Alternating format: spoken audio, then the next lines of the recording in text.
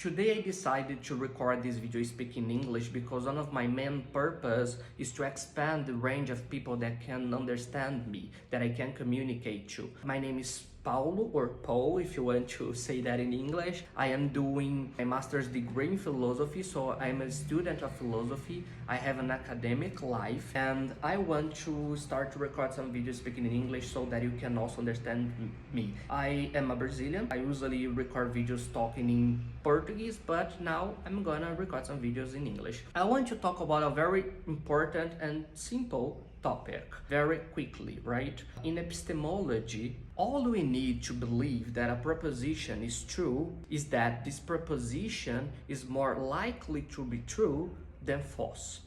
The reason why I'm saying that is because when I give arguments for God's existence, some people reply, well, can you prove that God exists? Can you show with 100% of certainty that God exists? And I think that's just naive. We don't need to be 100% sure of the truth of some proposition for us to accept this proposition. You can't be 100% sure about almost anything.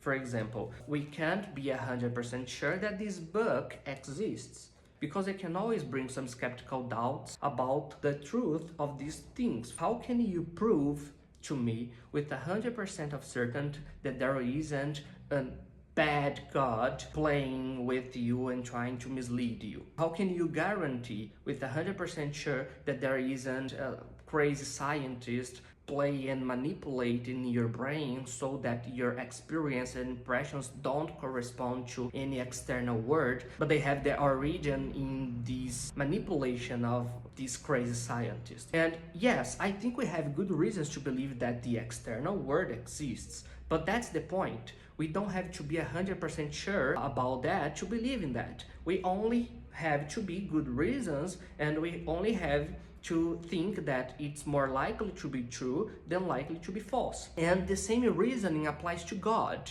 We don't need to show with 100% of certainty that God exists. All we need is that the conclusion or the proposition God exists is more likely to be true than false. And of course, we will try to increase the probability of God's existence as high as we can, as apologists or Christian philosophers of religion, but the point remains.